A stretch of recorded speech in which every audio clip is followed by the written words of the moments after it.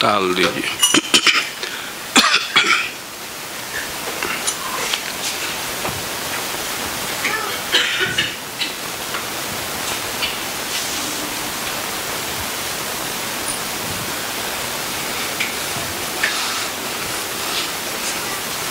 तो वकील साहब इंस्पेक्शन कर लेला ना पटना के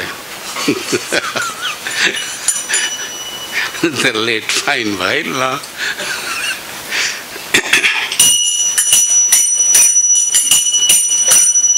जय राधा माधव कुंज बिहारी,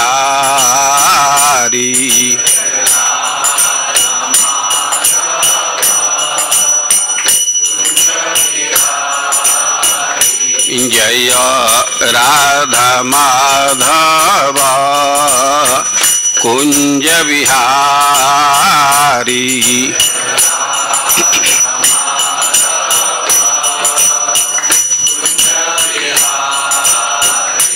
जय गोपीजन वल्लभ गिरिवरधारी,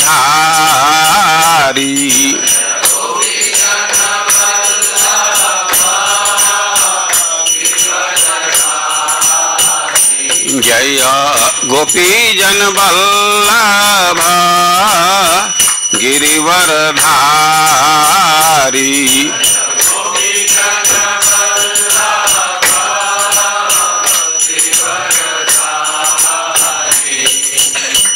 यशोदानंदन ब्रज जनरंजन,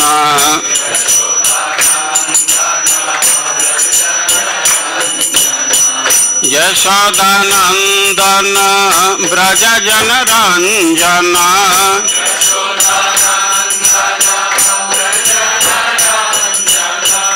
यमुना तीरा वनचारी,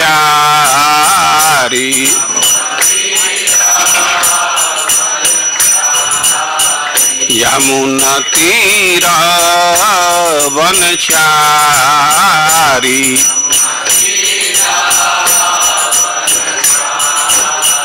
जय राधा माधव कुंज बिहारी,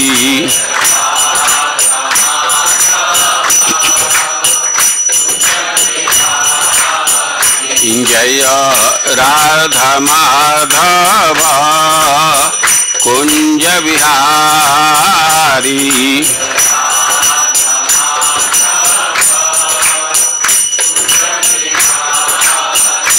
जय राधा माधव कुंज बिहारी,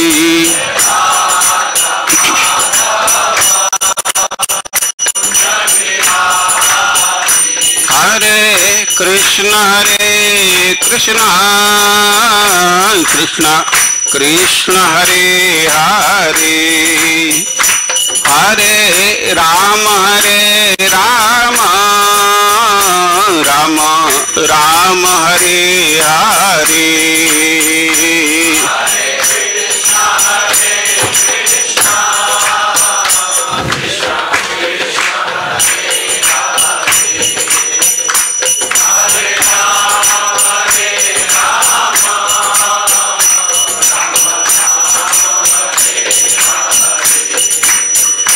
हरे कृष्ण कृष्ण कृष्ण हरे हरे, हरे राम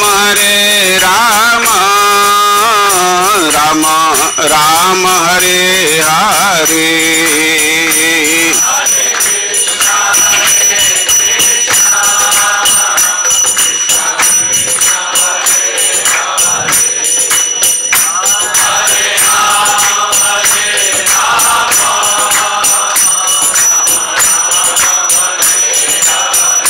हरे कृष्ण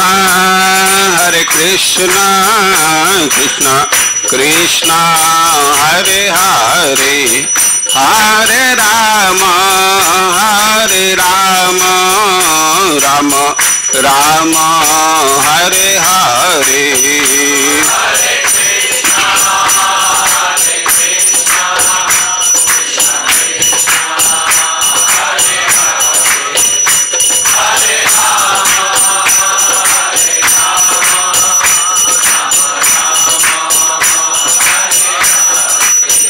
निताय गौर हरि बोल हरि बोल हरि बोल हरि बोल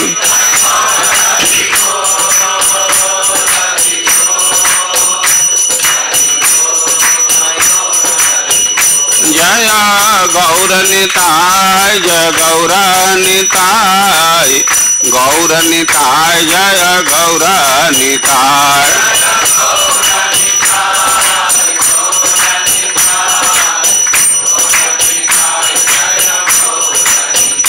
जय प्रभुपद जय प्रभुपद प्रभुपद श्रील प्रभुपद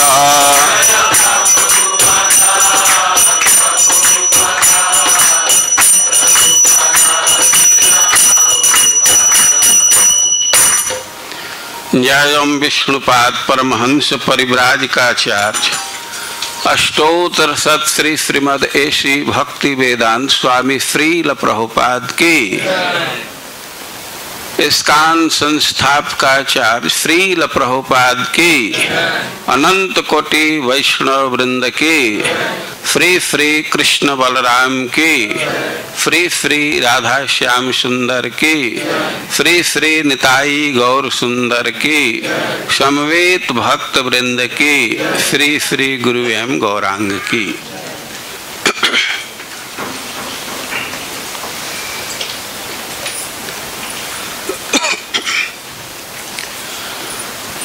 ओम अज्ञानतिमिरान्धस्य ज्ञानाञ्जनशलाकया चक्षुरुन्मीलितं येन तस्मै श्री गुरवे नमः।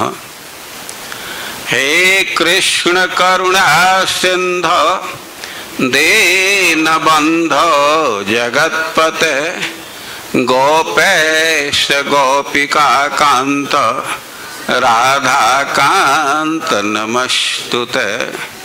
तप्त कांचन गौरांगे राधे वृंदावनेश्वरी वृषभानुसुते देवी प्रणमामि हरि प्रिये। नमो महावदान्याय कृष्ण प्रेम प्रदायते कृष्णाय कृष्ण चैतन्य नाम्ने गौरत्विषे नमः। श्री चैतन्य मनोभीष्टं स्थापितं येन भूतले सोऽयं रूपः कदा मह्यं ददाति स्वपदान्तिकम्। वाञ्छाकल्पतरुभ्यश्च कृपा सिन्धुभ्यैव च पतितानां पावनेभ्यो वैष्णवेभ्यो नमो नमः। जय श्री कृष्ण चैतन्य प्रभो नित्यानंद श्री अद्वैत गदाधर श्रीवासादि गौर भक्त वृंद। हरे कृष्णा कृष्ण कृष्ण हरे हरे हरे राम राम राम हरे कृष्णा कृष्ण कृष्ण हरे हरे हरे राम राम राम। ओम नमो भगवते वासुदेवाय।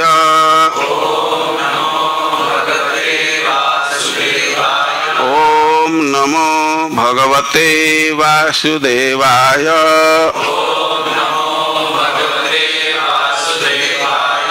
ओम नमो भगवते वासुदेवाय।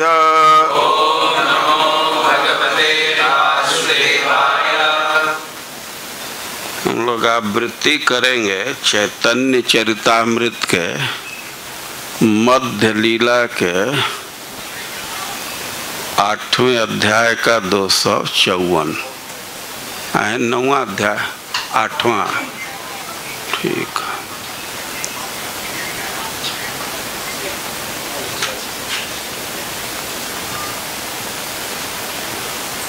दूसरा किसी को और कुछ कार्य हो तो बाहर जा कर के निपटा लेना चाहिए।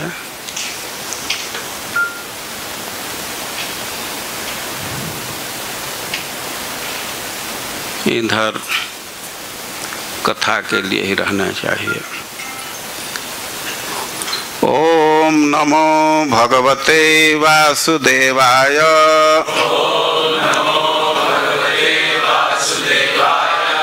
सर्वत्यजी जीवेर कर्तव्य कहाँ वास। ब्रजभूमि वृंदावन जहाँ लीला रास।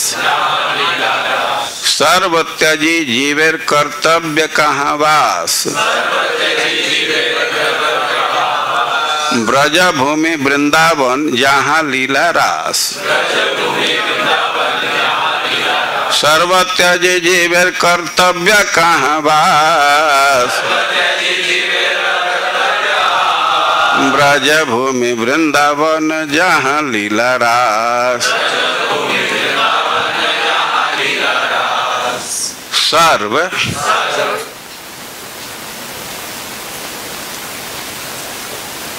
सब कुछ त्यजी त्याग कर जीवेर जीव का कर्तव्य कर्तव्य कहाँ कहाँ वास निवास।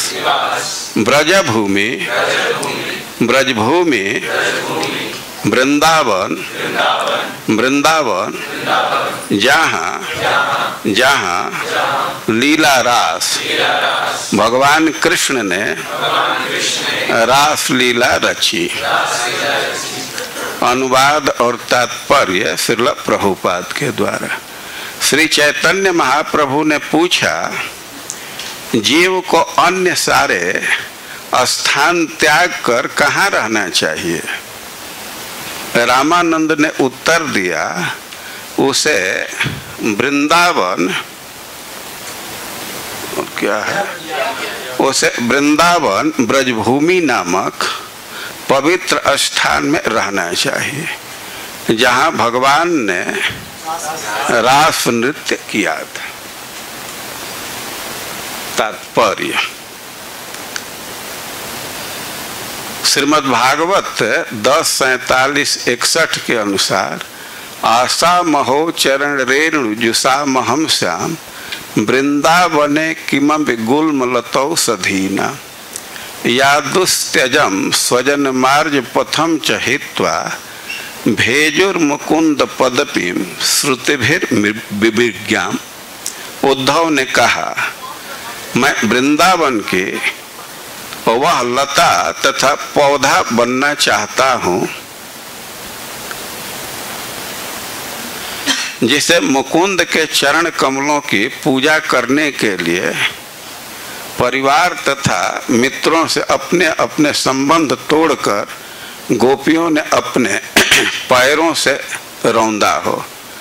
उससे चरण कमलों की खोज वैदिक साहित्य के अध्ययन में दक्ष सभी बड़े बड़े संत करते हैं। जगत गुरु श्रील प्रभुपाद की।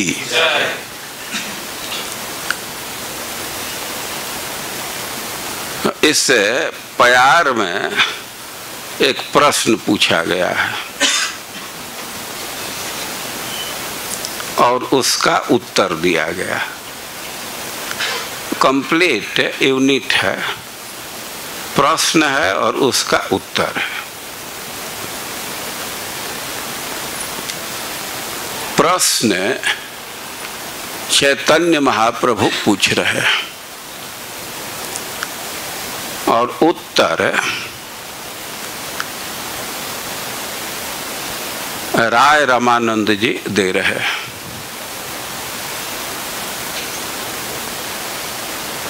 चैतन्य महाप्रभु स्वयं भगवान है।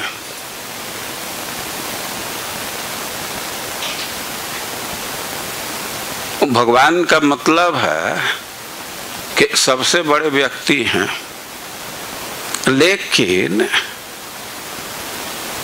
अब यहाँ देखा जाए तो भगवान तो प्रश्न पूछने वाले हैं और उत्तर देने वाले राय रामानंद जी। भगवान जी से प्रश्न पूछ रहे हैं, जो उत्तर दे रहा है वह भी तो कम से कम भगवान के बराबर होगा या उससे कुछ आगे होगा।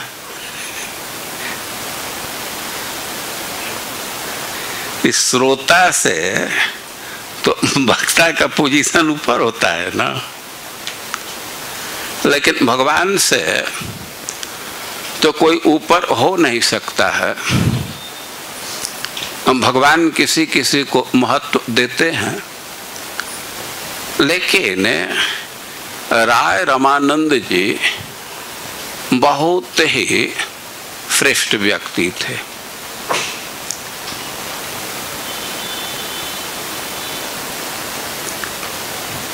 बंद हो सकता है तो बंद कर देना चाहिए।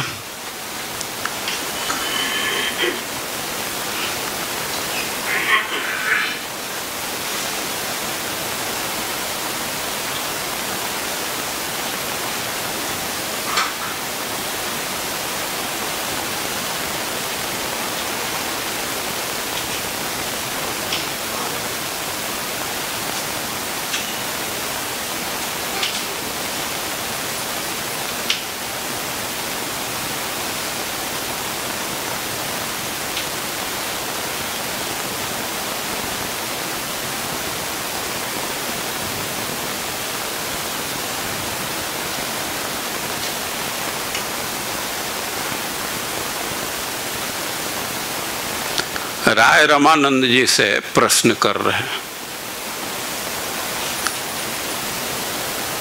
राय रामानंद जी बहुत ही उन्नत भक्त हैं। चैतन्य चरितामृत में ऐसा उल्लेख है कि जब चैतन्य महाप्रभु दक्षिण भारत की यात्रा के लिए सार्वभौम भट्टाचार्य की सहमति प्राप्त कर लिए, चैतन्य महाप्रभु के अति आग्रह को देख करके सार्वभौम भट्टाचार्य सहमत हो गए। चैतन्य महाप्रभु जगन्नाथ जी की आज्ञा ले करके और दक्षिण भारत की यात्रा प्रारंभ कर रहे थे, और चैतन्य महाप्रभु कहे कि आप गोदावरी के तीर पर राय रामानंद जी से भेंट कीजिएगा।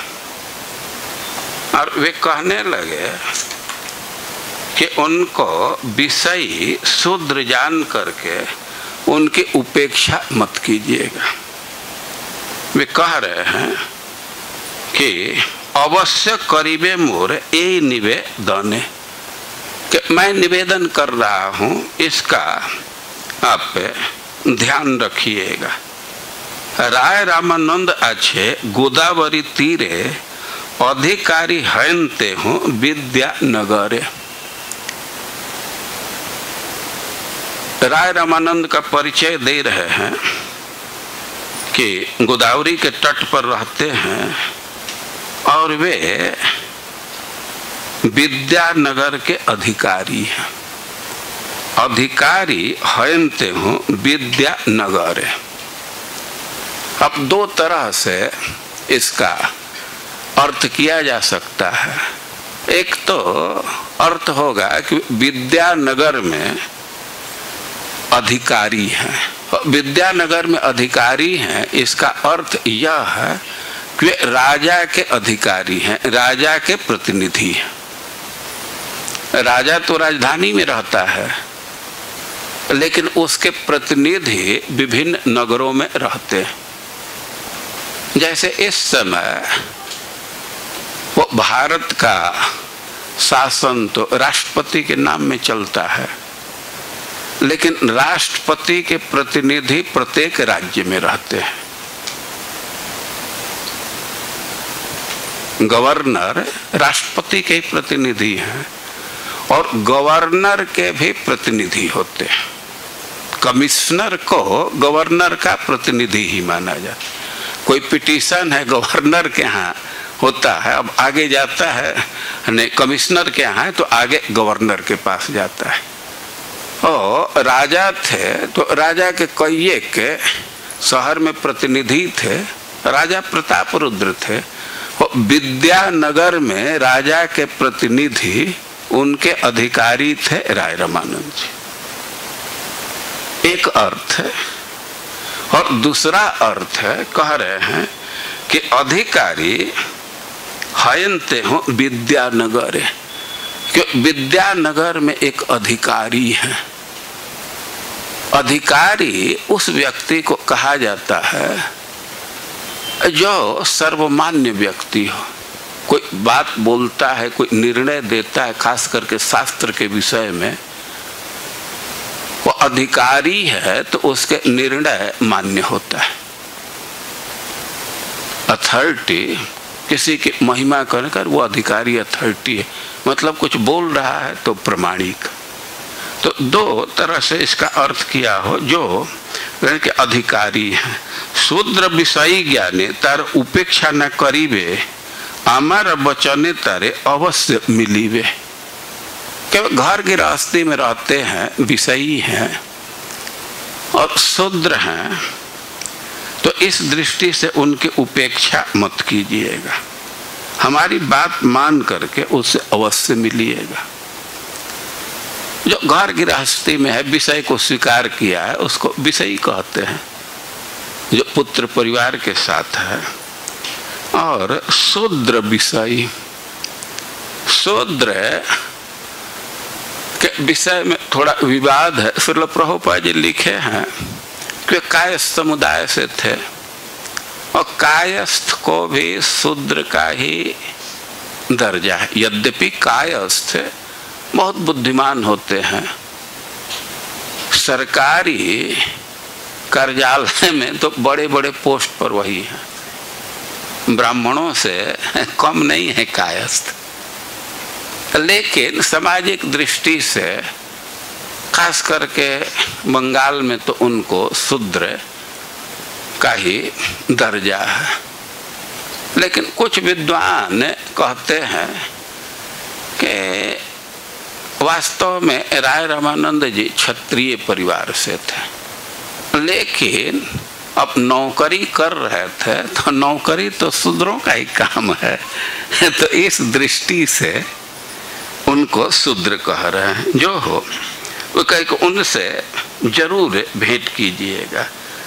और हमारा संगेर त्याग नहीं, हमारा वचने तारे अवश्य मिलीबे, तुम्हारा संगेर जोग तेहु एक जन, पृथ्वी ते रसिक भक्त नाही तार सम।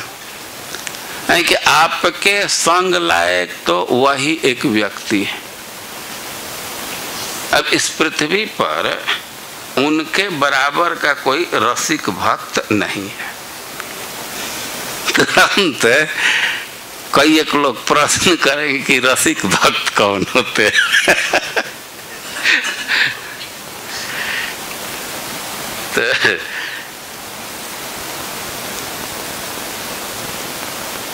पांडित्य आर भक्ति रस दोहारते हो सीमा, संभाषी ले जानबे तुम्हें ताहार महिमा। कि भक्ति रस में और पांडित्य दोनों में वे सबसे ऊपर है। हम लोग देखते हैं कि कोई कोई बहुत शुद्ध भक्त होते हैं, भगवान के भक्ति में रमे रहते हैं, लेकिन उनका शास्त्र ज्ञान कोई निर्णायक नहीं होता है और ढोल मोल बोलते रहते हैं, भक्ति में उन्नत हैं। और कुछ लोग विद्वान होते हैं और भक्ति में भी निष्ठ होते हैं। आज भी यह देखा जाता है। कई एक भक्त हैं कि शास्त्र के दृष्टि से भी बड़ी विद्वान हैं और राधा रानी के चरणों में भी उनका बहुत अनुराग है। वो कह रहे हैं कि दोनों दृष्टि से वे महान हैं। पांडित्य आर भक्ति रस दुहारते हो सीमा, संभाषी ले जानिबे तुम्हें ताहार महिमा। कि उनसे बात करेंगे तब उनके महिमा को समझ जाएंगे। वेशभूषा से व्यक्ति के वास्तविक स्थिति को नहीं समझा जाता है। ऐसे लोक में भी प्रसिद्धि है कि स्त्री का आचरण का जजमेंट उसके चाल से, उसके चलने के ढंग से ही किया जा सकता है, लेकिन पुरुष के व्यक्तित्व का निर्धारण उसके वचन से होता है। वो आदमी कैसा है वो बातचीत करने से पता चल जाता है। तो कह रहे हैं कि संभाषी ले जानिबे तुम्हें ताहार महिमा। उनसे बात करेंगे तो आप उनकी महिमा को समझ जाएंगे। अलौकिक वाक्य चेष्टा तार ना बुझिया, परिहास करिया छे वैष्णव बलिया। सार्वभौम भट्टाचार्य कह रहे हैं कि अब उनके अलौकिक व्यवहार को तो हम नहीं समझ रहे थे, तो हम तो कई एक बार उनका उपहास कर देते, वैष्णव है। जो पंडित होते हैं तो बड़ा गंभीर होते हैं, लेकिन जो रसिक हैं तो उसी में जय जयकार भी बोलते रहते हैं। राधा रानी की जय बोलते रहे।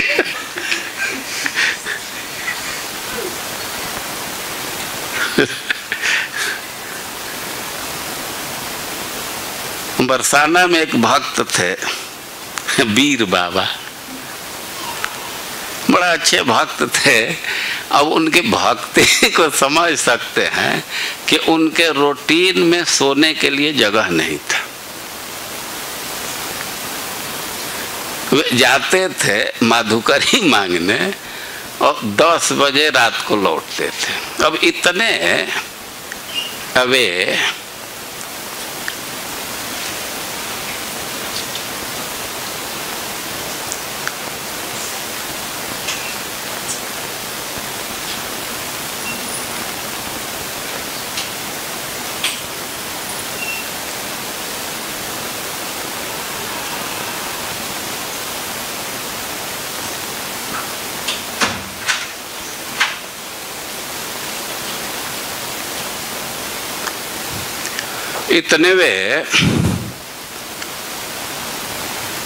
लोकप्रिय थे कि सुनते हैं कि स्त्रियां उनको कहती थी नृत्य करने के लिए, और डभारा में जाते थे और उधार से कुछ 10-15 किलो दूध लेकर के आते थे, भक्तों को पिलाते थे और इसके बाद श्री जी के पंखा डुलाने के लिए बैठ जाते थे। 4 बजे तक पंखा डुलाते थे, फिर स्नान इत्यादि करके ध्यान करते थे और सोने के लिए रूटीन में कोई नहीं था, यद्यपि पंखा डुलाते समय उसी में भरपूर सो लेते थे।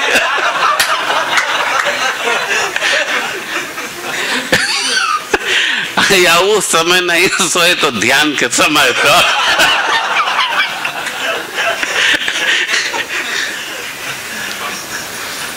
हमारे बड़े भाई वहाँ रहते थे, श्याम सुंदर दास, और उनसे उनका खूब मेल था। लेकिन वही बड़े से बड़े विद्वान भी प्रवचन करते थे तो बीच बीच में राधा रानी की जय, राधा रानी की जय बोलते रहते थे। तो हम यह कह रहे हैं कि सार्वभौम भट्टाचार्य कह रहे हैं कि हम तो उनको कभी कभी वैष्णव कह करके उपहास करते। अब वैष्णवों की परंपरा दूसरी है। हम लोग एक मान्य विद्वान के प्रवचन में गए। एक बार हम थे, गौर कृष्ण जी थे, विश्वात्मा था, बड़े ही नामी व्यक्ति हैं, वास्तव में विद्वान हैं। तो देखने के लिए हम लोग गए। तो हम लोगों को स्वाभाविक है, भाई संत हैं तो नमस्कार करना है। ऐसे विश्वात्मा नमस्कार कर रहा था, गौर कृष्ण जी मैं तो थोड़ा पीछे ही था, तब तक उधर से कोई दौड़ा रोकने के लिए।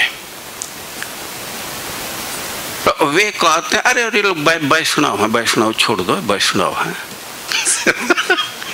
तो नमस्कार करना वैष्णवता के नाम पर माफ हो गया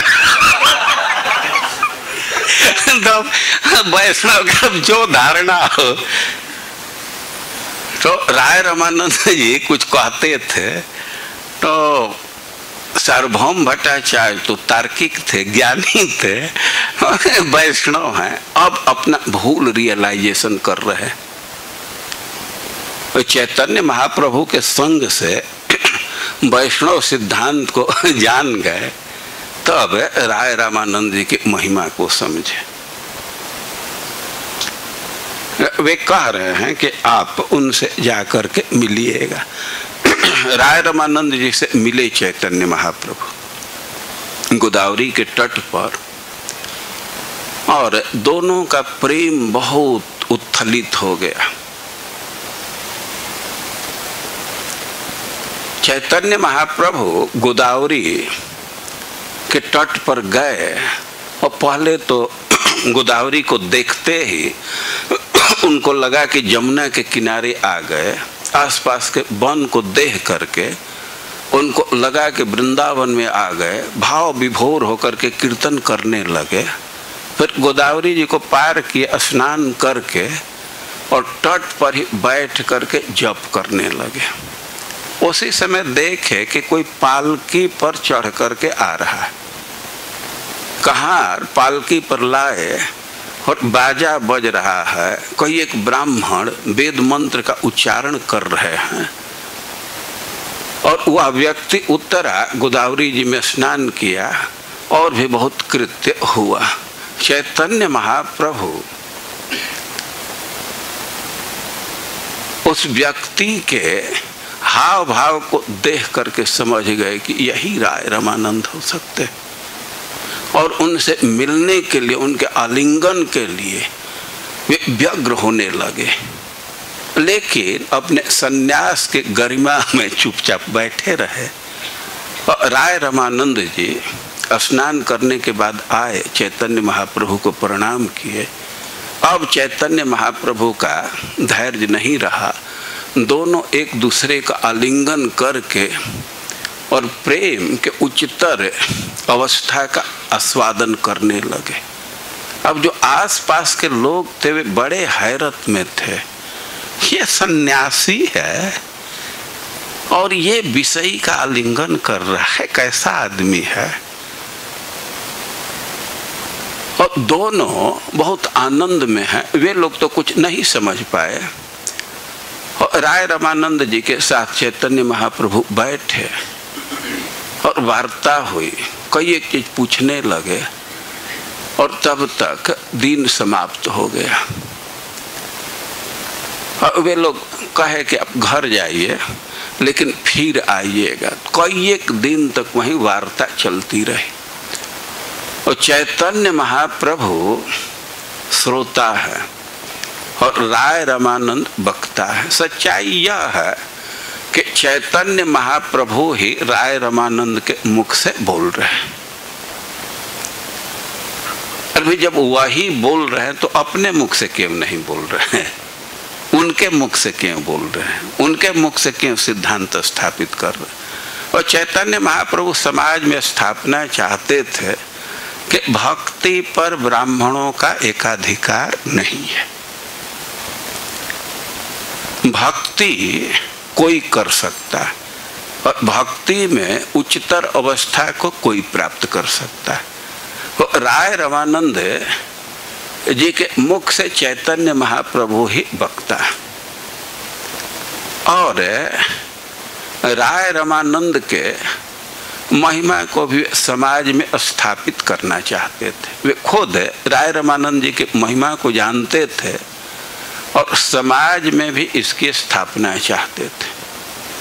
एक बार की घटना है कि एक बड़े ही विद्वान व्यक्ति चैतन्य महाप्रभु से कृष्ण कथा सुनने के लिए गए। उनका नाम था प्रद्युम्न मिश्र, शायद वाराणसी के थे, बड़े ही विद्वान थे। चैतन्य महाप्रभु के पास गए, कहे कि हम आपसे कुछ कृष्ण कथा सुनने के लिए आए। चैतन्य महाप्रभु कहे कि हम नहीं व्यास हैं, हम तो बोलते ही नहीं कथा, हम तो राय रमानंद जी से कथा सुनते हैं और आपको भी सुनना है तो उन्हीं के पास चले जाइए, वो बहुत अच्छी कथा सुनाते हैं, आप तृप्त हो जाएंगे। वो प्रद्युम्न मिश्र वहां गए, राय रमानंद के आवास पर गए, सेवक लोग उनको बैठाए, कहे कि थोड़ी देर में वो आएंगे, लेकिन वे बैठे रहे। अब संध्या का समय हो गया, राय रमानंद जी आए, वो कहे कि हम तो बहुत विलंब कर दिए, अब आज तो कथा का समय नहीं है, आप कल आइए। वो विलंब हो गया, वो देवदासियों का श्रृंगार कर रहे थे। प्रद्युम्न मिश्र गए चैतन्य महाप्रभु के पास। चैतन्य महाप्रभु पूछे कि कथा सुने? कहे कि कथा तो नहीं सुने, लेकिन हमको बड़ा आश्चर्य है कि वे देवदासियों का श्रृंगार कर रहे थे। अपने आवास से थोड़े दूर पर एक उद्यान में एकदम एकांत में बैठ करके, और दो युवतियों का, बिल्कुल युवावस्था की लड़कियां हैं, और उनका वे श्रृंगार किए, स्नान कराए, वस्त्र पहनाए और कई एक प्रकार के लेप को उनके शरीर में लगाए और उनको नृत्य का शिक्षा दे रहे थे कि किस भाव के अनुसार कैसा अभिनय होना चाहिए। अब यह प्रद्युम्न मिश्र को बड़ा आश्चर्य लगा। और चैतन्य महाप्रभु कहने लगे कि हाँ, राय रमानंद जी ऐसा करते हैं, वे अपने से नाटक लिखे हैं, तो अभिनय के लिए ठीक ठीक भाव का प्रस्तुति हो सके और उसके लिए वे ट्रेनिंग दे रहे हैं। और बिल्कुल युवती लड़कियों का वे अपने से स्नान कराते थे, अंगराग लगाते थे, कपड़ा धारण कराते थे। और चैतन्य महाप्रभु कहे कि हम सन्यासी हैं और हमारी स्थिति है कि स्त्री शब्द सुनते ही मन और शरीर दोनों में क्षोभ हो जाता है, और राय रमानंद अपने हाथ से स्पर्श करते हैं और उन पर कोई विकार नहीं है, ऐसा लगता है कि काठ पत्थर हो। और राय रमानंद जी के लिए कोई आश्चर्य नहीं है, क्योंकि उनका मन हमेशा कृष्ण लीला में अभिनिविष्ट रहता है। चैतन्य महाप्रभु समझाने लगे कि हम लोग अनुमान कर सकते हैं कि कोई साधारण व्यक्ति है, श्रद्धालु है, और भगवान के लीला का श्रवण कर रहा है, श्रद्धा पूर्वक कीर्तन कर रहा है, तो उसका काम विकार दूर हो जाता है, उच्चतर भक्ति को प्राप्त करता है। तो श्रवण कीर्तन का यह फल होता है। तो जिसका मन बिल्कुल अभिनिविष्ट है तो उसके लिए कोई आश्चर्य की बात नहीं है। और चैतन्य महाप्रभु कह रहे हैं कि राय रमानंद का सिद्ध देह सम, वो सिद्ध देह के समान उनका शरीर है। सिद्ध देह सम, सिद्ध देह के समान। तो क्या साधक हैं राय रमानंद? क्या साधक हैं कि सिद्ध देह के समान उनका समान है? सच्चाई यह है कि राय रमानंद जी तो ललिता के अवतार कहिए या विशाखा के अवतार कहिए, या एक गोपी है, क्या उसका नाम है, अर्जुनिका या जो नाम हो, और उस गोपी के अवतार हैं। ब्रज के कृष्ण के सखा हैं अर्जुन, उनके अवतार हैं। और चैतन्य महाप्रभु तो कहे हैं कि आपके लड़के पांडवों के समान हैं, उनके पिताजी से तो अर्जुन के भी अवतार हैं।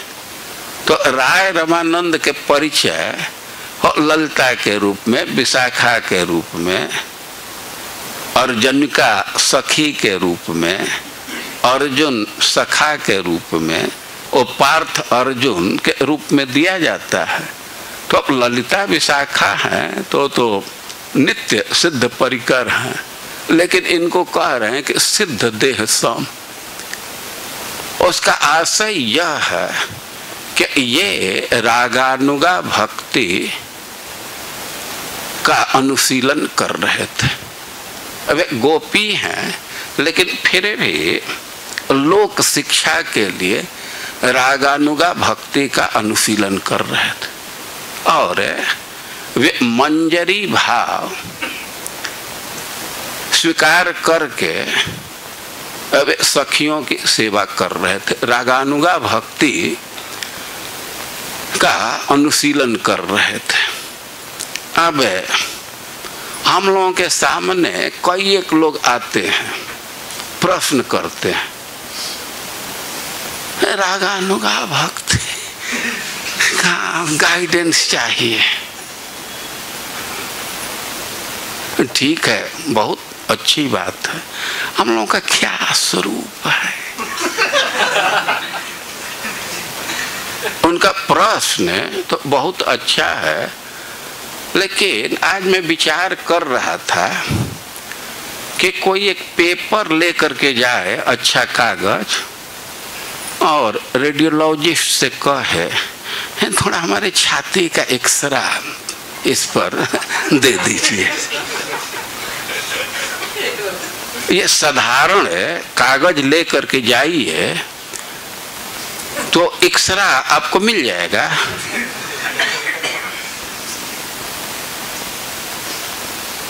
हम लोग देखते हैं कि इस समय वीडियो है तो तुरंत इसमें से उसमें कर देते हैं, एक लोहा से दूसरे लोहा में कर देते हैं। लेकिन कोई अब लोहार के दुकान से एक टुकड़ा और कहे कि इसमें थोड़ा वीडियो भर दीजिए ना, भर देंगे आप?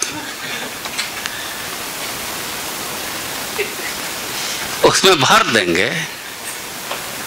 स्वरूप का जिज्ञासा तो बहुत अच्छी बात है, होना चाहिए, लेकिन योग्यता भी चाहिए ना।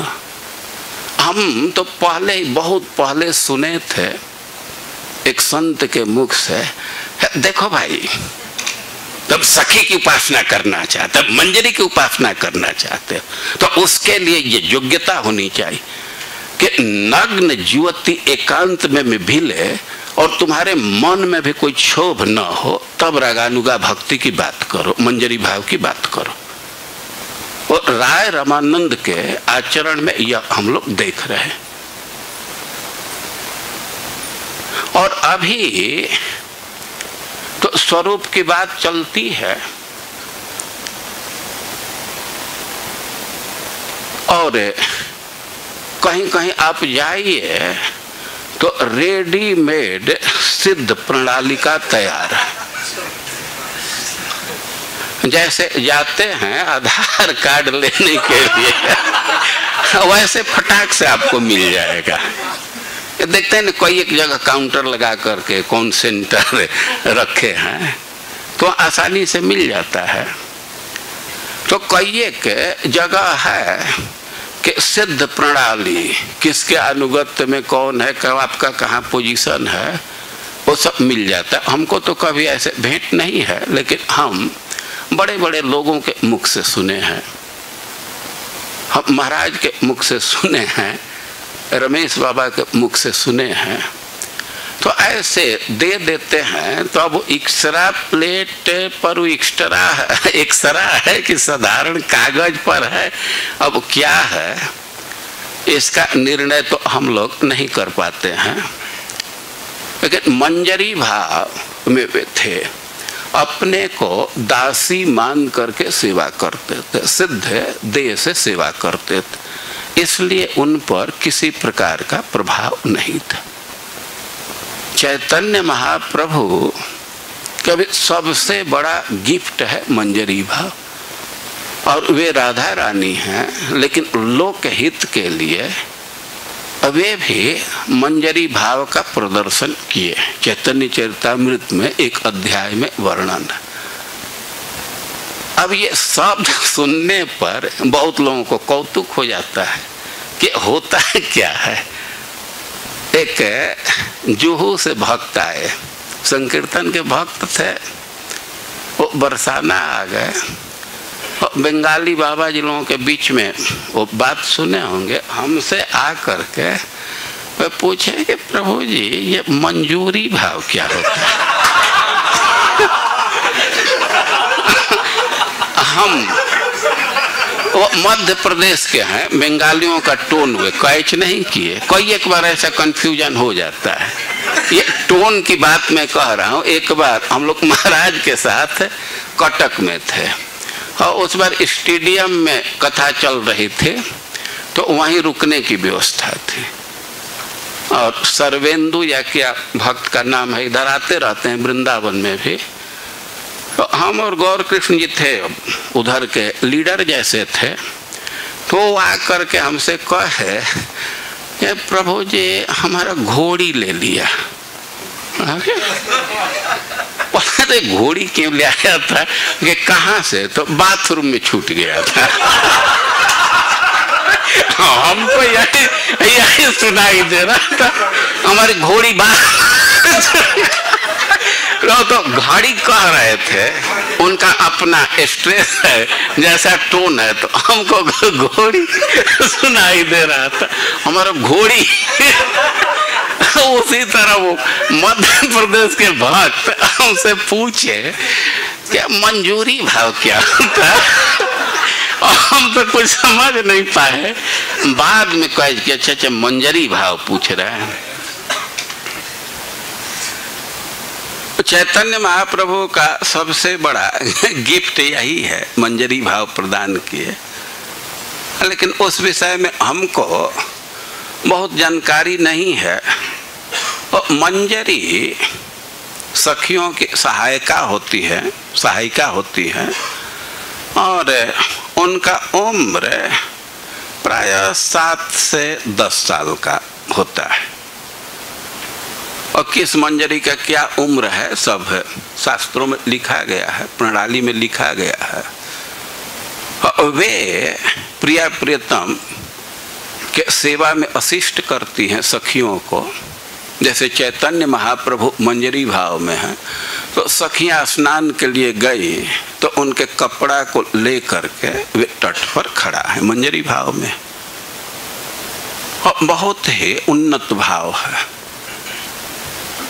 मंजरी भाव। बहुत लोग प्रश्न करते रहते हैं कि हमारा स्वरूप कब मिलेगा, कौन बतलाएगा, गुरु बतलाता है तो कब बतलाएंगे।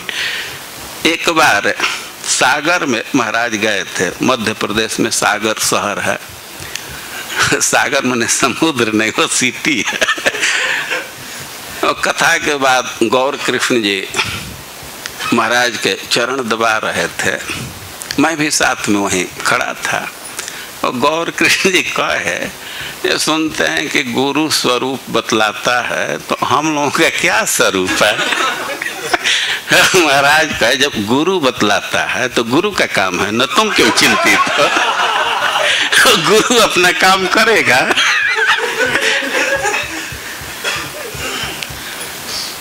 तो बहुत बहुत कंफ्यूजन है। श्रीमद् भागवतम में एक श्लोक है, तम भाव जोग परिभावित हृत सरोजे आसे श्रुतेक्षित पथो नन्नाथ पुंसा यद यद धियात उर्गाय विभावयन्ति तत्तद बपुः प्रणय से सदनुग्रहाय। एक अर्थ है कि आप भक्ति से शुद्ध हृदय में निवास करते हैं और जिस भाव से व्यक्ति आपकी आराधना करता है और उसी भाव के अनुरूप आप अपना रूप प्रकट करते हैं, एक अर्थ हुआ। दूसरा अर्थ यह है कि यद यद धियात उर्गाय विभावयन्ति तत्तद बपुः प्रणय से सदनुग्रहाय। जिस भाव से व्यक्ति आपकी आराधना करता है तो उसी भाव के अनुरूप आप उसको देह प्रदान कर देते हैं। तत्तद बपुः प्रणय से भाव के अनुरूप सिद्ध देह की प्राप्ति हो जाती है। अरे भाई, सवाल यह है कि नित्य सिद्ध अपना जो स्वरूप है तो नित्य सिद्ध कहते हैं, तो प्रणय से इसका क्या मतलब? क्या इच्छा के अनुसार रूप मिलता है कि फिक्स है? ये सवाल आता रहता है। ये कोई एक लोग सवाल पूछते रहते हैं, हम लोग अवॉइड ही करना चाहते हैं, नहीं बोलते हैं, लेकिन राय रमानंद जी का मंजरी भाव आ गया तो थोड़ा इस पर मैं बोल ही देता हूँ कि जिसको कुछ प्रकाश मिल जाए। तो अब ये समस्या है कि भगवान रूप देते हैं कि पहले से सिद्ध है। अरे भाई, भाव के अनुसार भगवान कृपा करके रूप देते हैं।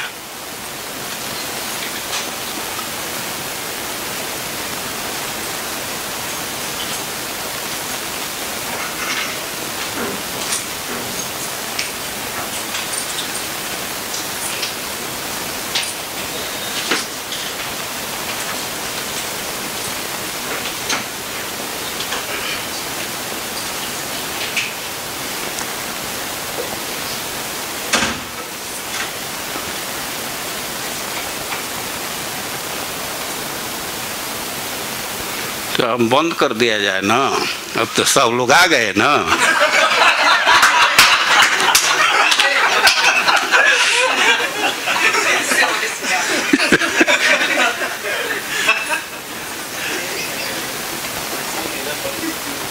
एक प्रश्न है कि स्वरूप की प्राप्ति कैसे होती है। देखिए, जिसका जो स्वरूप है उसी के अनुसार भाव प्रकट होने लगता है और भगवान उसको प्रकट कर देते हैं, दे देते हैं। अच्छा, अब सवाल है कि जब भगवान ही देते हैं तो गुरु निर्दिष्ट करता है कि साधक अपने से प्राप्त कर लेता है। अरे भाई, जब वो स्वरूप परिलक्षित होने लगता है तो साधक से पहले गुरु उसको देख लेता है। लेकिन अब कागज पर तो एक्सरा नहीं आएगा ना। एक चित्त की अवस्था होती है, उस स्तर को प्राप्त करेंगे तभी वह स्वरूप दिखेगा। ऐसा नहीं है कि कहीं भी वो प्रकट हो जाएगा। तो चित्त शुद्ध करना होता है। भगवान के नाम में यह शक्ति है कि चित्त को शुद्ध कर देता है। और नाम है ते सर्व सिद्धि है, वो सारी सिद्धि हो जाती है। और इसमें बहुत त्वरा की जरूरत नहीं है, साधना में निष्ठा की आवश्यकता है। अब ये कागज लेकर के दौड़ते रहिए किसी पर हमारे हृदय का एक्सरा दे दीजिए, तो डॉक्टर लोग नहीं देंगे। एक्सरा प्लेट लगाना पड़ेगा तब एक्सरा आएगा। तो जो हो, राय रामानंद जी बड़े ही उन्नत भक्त हैं और उनके साथ चैतन्य महाप्रभु बातचीत कर रहे हैं। और प्रश्न है कि सर्व, इधर लाओ, सर्व त्यागी, सब त्याग करके। अब सब त्याग करके क्या मतलब? मतलब सब स्थान त्याग करके या सब काम त्याग करके। शब्द मूल है सर्व त्यागी, और सर्व मतलब सब, तो सब काम या सब स्थान जो ग्रहण कीजिए। जीवेर कर्तव्य कहाँ वास, उसको रहना कहाँ चाहिए? ब्रज भूमि वृंदावन जहाँ लीला रास, ब्रज भूमि में रहना चाहिए। ब्रज भूमि में कहाँ? वृंदावन में, जहाँ भगवान रास लीला किए। भगवान अनेक लीला किए हैं, लेकिन सबसे महत्वपूर्ण, सबसे सरस लीला रास लीला, और वह वृंदावन के भूमि पर ही संभव। चैतन्य चरितामृत में भगवान की उक्ति है कि सब प्रिय हैं, लेकिन रास लीला का स्मरण आता है तो हमारा जी कैसे तो करने लगता है। स्पष्ट प्रश्न है और बिल्कुल स्पष्ट उत्तर है। सर्व त्यजी जीवेर कर्तव्य कहाँ वास, ब्रज भूमि वृंदावन जहाँ लीला रास। वृंदावन में निवास कर्तव्य है। अब इसमें कोई संशय नहीं है, लेकिन कुछ समस्या जरूर है कि भाई ये तो बात समझ में आ रही है कि वृंदावन में ही रहना चाहिए, और कब रहना प्रारंभ करना चाहिए। प्रबोधानंद जी कह रहे हैं वो उसमें देर करने की जरूरत नहीं है। न करू मिथ्या देह गेहाद्यपेक्षा मृतिम अखिल पुमर्थम भ्रंशिका विद्धि मूर्धनि।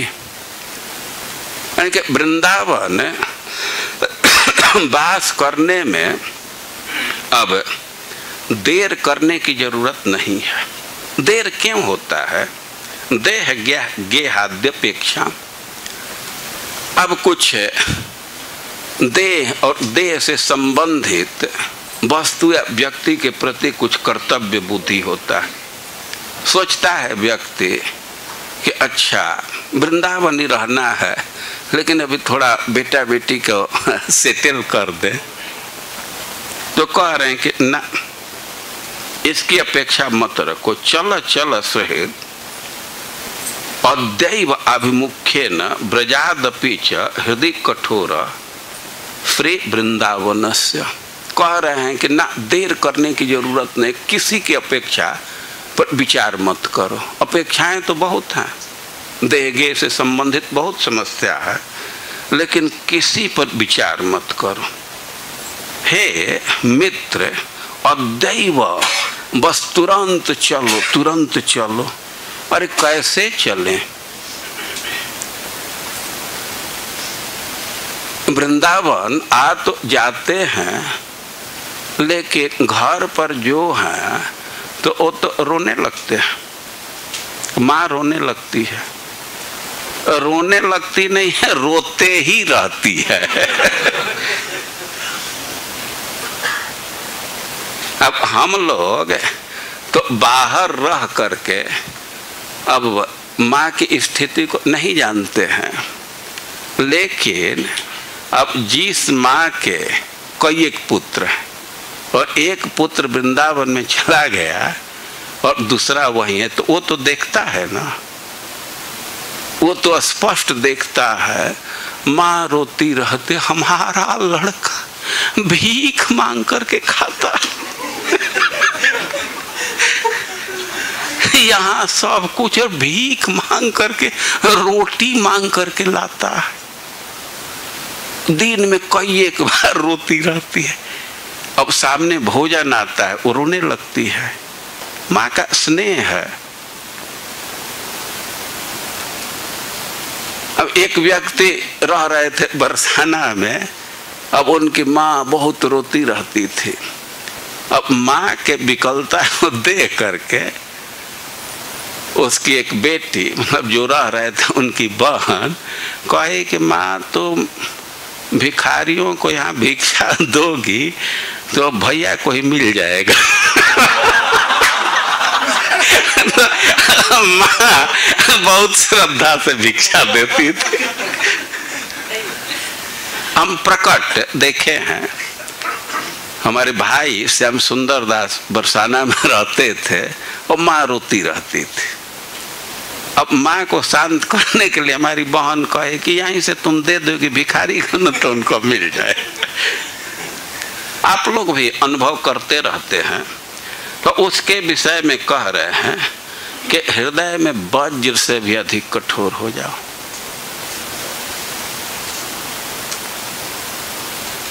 वो माता पिता रोते हैं तो इसी से रोते हैं कि हमारे अभाव में हमारे बेटे को बड़ा कष्ट होगा। उनको अहंकार है कि हम ही पालन पोषण करने वाले। उनको चिंता लगी रहती है कि कहाँ हमारा लड़का रहता है। अब दूर से ही दिखा देते हैं गौशाला को, उसी में रहते हैं, तो माँ को संतोष हो जाता है कि हाँ घर बहुत बड़ा है, ठीक है। रूम जो दूर से दो चीज कि एक तो जो अपने साइड से अपेक्षा है, तो एक चीज विचार करके कि विद्धि मूर्धनि पुमर्थ भ्रंशिका, अरे मृत्यु कपार पर है और मृत्यु आ जाने के बाद अब कोई पुरुषार्थ साध पाएंगे, सब समाप्त हो जाएगा। तो मृत्यु पर विचार करके अब तुरंत ही प्रस्थान कर देना चाहिए। ऐसे एक आगे के श्लोक में कह रहे हैं 81 नंबर में, भ्रातर यदि निमीलितासी नयने तत्र को कांतात्मज भ्रातृ स्वाप्त सुहृद गणा क्वच गुणा कुत्र प्रतिष्ठादय। जब दोनों आंख बंद हो जाएंगे, निधन हो गया, मृत्यु हो गई, तो अब कहाँ प्रिया है, कहाँ पुत्र हैं, भाई या अच्छे अच्छे प्रेम करने वाले जो स्वजन हैं, या अच्छा गुण है, या धन का या और चीज का अहंकार है, तो कहाँ रह पाता है, मृत्यु के साथ समाप्त हो जाता है। और मृत्यु तो एकदम कपार पर है। तो इस पर विचार करके जल्दी से चलो, जल्दी से वृंदावन चलो। जो लोग सब कुछ त्याग करके वृंदावन में आ जाते हैं, तो वही प्रतिष्ठित व्यक्ति हैं, वही सम्मान के पात्र हैं। राज्यम निष्कंटकम अपि परित्रज्य दिव्याश्च रामा कामन सर्वानपि विहितान तिक्त तिक्तान विदंत। एक निष्कंटक राज्य है, कोई प्रतिद्वंदी नहीं है, और घर में सुंदर स्त्री है, सब प्रकार की सुविधा है, लेकिन सब तीता लगने लगे, वो कटुता अनुभव होने लगे, और विद्या कुल धन का अभिमान त्याग करके जो वृंदावन में आ गया, तो तान नमाम, हम तो उनको नमस्कार कर रहे हैं। वे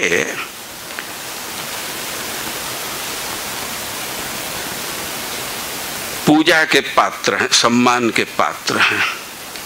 और जो स्वजन रोते हैं तो कह रहे हैं कि रुदत अपि पितृमातृ बंधु पुत्रादिकम अपहाय निशम्य नारहद उक्ति हृदय परम कठोरताम दधानो द्रुतम अवलोकय कृष्ण केली कुंजम।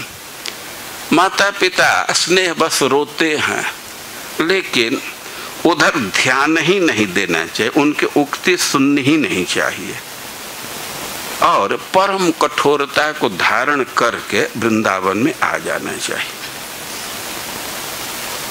यह सिद्धांत दे रहा है। अच्छा, यह वृंदावन में आने का सलाह दे रहे हैं, और मान लीजिए कि सिद्धांत में स्वीकार भी कर लिया जाए कि यहाँ ही रहना सबसे अच्छा है, लेकिन अब कंपनी का बंधन है, इसका बंधन है, तो आ तो नहीं पा रहे। बहुत सारे लोग हैं कि इच्छा हो रही है, लेकिन छोटे छोटे बच्चे हैं, अब उनका त्याग नहीं कर पा रहे हैं। पढ़ाई की चिंता है, ये चिंता है। खास करके जो बाहर हैं, तो बहुत लोग ऐसे हैं कि वृंदावन तो आना चाहते हैं, लेकिन बच्चों को कहाँ पढ़ाएंगे, क्या करेंगे, कैसे मेंटेनेंस होगा। तो मान लीजिए कि साधो सकनो से नोचेत सकलम अपि हटात स्वप्न कोशम स्वप्न कल्पम विहातु। अब कोई कोई व्यक्ति है कि सहसा त्याग नहीं कर पाता, और यद्यपि ये जो हमारा संबंध है, तो कह रहे हैं कि स्वप्न कल्पम, वो स्वप्न के समान है। चाहे वो बेटा हो, बेटी हो, किसी के साथ कोई संबंध है तो सपना के संबंध जैसा है, स्वप्न कल्पम। लेकिन फिर भी सपना के संबंध को भी व्यक्ति छोड़ नहीं पाता है। तरही त्वं ध्याय वृंदावनम अनिशिथम उपास्य वृंदावनेशो। अभी नहीं छोड़ पाते हो, अब तुम में इतना हुबियास ही नहीं है, उल्लास नहीं है, तो दूसरा विकल्प दे रहे हैं कि ठीक है नहीं छोड़ पा रहे, यद्यपि तो सपने के समान है, लेकिन फिर भी इसको नहीं छोड़ पा रहे हो, तो एक काम करो कि वृंदावन का जो जुगल जोड़ी है उसकी उपासना करो, और ध्याय वृंदावनम अनिशिथम, और निरंतर वृंदावन का ध्यान करो। और तन्नामानि एव नित्यम जप सततम अथो तत्कथां शृणुस्व। निरंतर जप करो, उनकी कथा सुनो, और श्रीमद् वृंदावनस्थान परिचर भो भोजना छादनाद्य। यहाँ आ करके निवास नहीं कर सकते हो, नहीं त्याग कर पा रहे हो, तो वहीं से वृंदावन का ध्यान करो। और वृंदावन में जो उपास्य हैं तो उनकी उपासना करो, राधा कृष्ण की उपासना करो, निरंतर जप करो, उनकी कथा सुनो, और इतना करो। और प्लस एक काम और, श्रीमद् वृंदावनस्थान अथ परिचर, जो वृंदावन में स्थित हैं तो उनकी सेवा करो। अरे वे वृंदावन में हैं और हम बहुत दूर हैं, तो उनकी कैसे सेवा करें? कह रहे हैं कि भोजना छादना दे, उनको भोजन की सुविधा दो, निवास की सुविधा दो, वस्त्र की सुविधा दो। वृंदावन आ नहीं सकते हो, सब त्याग नहीं सकते हो, तो वहीं से कम वृंदावन रहने वालों को सुविधा दो। तो कंपनी का नहीं त्याग कर सकते हो तो वहीं से ऑनलाइन भेजते रहो। यहाँ भोजन बंटता रहे। यहाँ जो रह रहे हैं तो भोजन कर रहे हैं ना, तो उनको भोजन दो, रहने की सुविधा दो, वस्त्र इत्यादि दो। और यह जो कार्य कर रहा तो उसका कल्याण हो जाएगा। तो दो विकल्प है कि आकर के वृंदावन में ही रहो, और नहीं रहो तो पॉकेट खाली करना पड़ेगा, तो उससे भी काम हो जाएगा। ये कह रहे हैं कि वस्तु कोटि गुणम श्रुतम सुकृतम वासोन्न वासादि भी। वस्तु, हम वस्तु का तो अर्थ नहीं समझ रहे थे, आज समझ रहे हैं। वस्तु मतलब बसने वाले से, निवास करने वालों से करोड़ों गुना श्रेष्ठ है वासयितु, जो निवास करा रहा है। निवास करने वाले से करोड़ों गुना अच्छा उसको सुना जाता है जो निवास करा रहा है।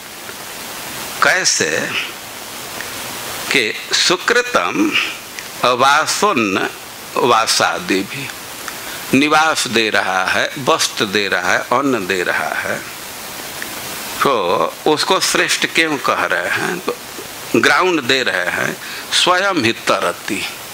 जो यहाँ आकर के निवास कर रहा है तो खुद तर जाएगा, लेकिन वृंदावने वासक, जो वृंदावन में निवास करा रहा है, और उस पर राधा रानी बहुत प्रसन्न होती है। जो वृंदावन रहने वालों को सुविधा दे रहा है तो राधा रानी उस पर बहुत प्रसन्न होती हैं और अपना प्रेम उसको प्रदान कर देती। वो अनायासतः रतिम प्राप्नोति। वृंदावन के प्राणियों को सुविधा दे रहा है तो बिना प्रयास के ही उसको राधा रानी का आशीर्वाद मिलता है, कृष्ण का प्रीति मिल जाता है, तो उसका भी कल्याण हो जाता है। और वृंदावन आ जाए तो बहुत अच्छी बात, लेकिन अब किसी कारण से अपने संबंध का त्याग नहीं कर पा रहे हैं, सब कुछ त्याग करके नहीं आ रहे हैं, तो वहीं से वृंदावन का ध्यान करना चाहिए। एक आगे के श्लोक में कहा गया है कि जो व्यक्ति वृंदावन में निवास कर रहा है, ये वृंदावन माँ वसंती यदि वा। कोई वृंदावन में निवास कर रहा है, कोई बाहर से आया, उसका दर्शन किया और फिर वापस चला गया, और वहीं से उसका स्मरण कर रहा है, वहीं से उसको नमस्कार कर रहा है, और वहीं से निवास करने वाले भक्त के चरण धूलि को अपने मस्तक पर रख रहा है, उसके गुणों का गान कर रहा है, सुन रहा है, तो वृंदावन उसको खींच करके वृंदावन पहुंचा देगा, ये भगवान के धाम में पहुंचा देगा। तो आज जो जो श्लोक हम लोग सिलेक्ट किए हैं, तो उसके अनुसार अब वृंदावन जल्दी से जल्दी आ जाना चाहिए। निर्विवाद रूप से रहने लायक सबसे सुंदर स्थान वृंदावन, और किसी कारणवश वृंदावन में निवास नहीं कर रहे हैं, जहाँ निवास कर रहे हैं वहीं से भक्ति कीजिए, लेकिन वृंदावन रहने वालों को सुविधा प्रदान कीजिए, तो उससे भी आपका कल्याण हो जाएगा। हरे कृष्ण।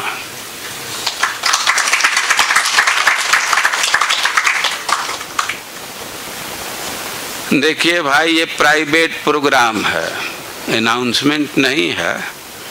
कथा में आना है तो समय से आ जाइए, पीछे से आते हैं तो कथा में बाधा पड़ती है।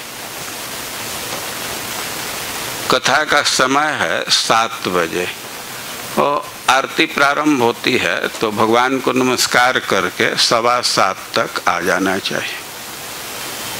कथा में रुचि है तो समय से आ जाइए। आज वर्षा के कारण तो कुछ सहन हो गया, ये बीच में आने से विक्षेप हो जाता है। विक्षेप होगा तो बहुत संभावना है कि वहीं स्टॉप कर देंगे, काम खत्म। तो आना हो तो समय पर आइए, और विलम्ब हो गया तो बल्कि मत आइए। बाहर से भी सुनने की व्यवस्था कुछ है ना, लिंक ले लेना चाहिए, बाहर से सुन सकते हैं। ठीक है, प्रसाद आया है तो प्रसाद लेकर के सब लोग जाएंगे। बांट रहे हो ना?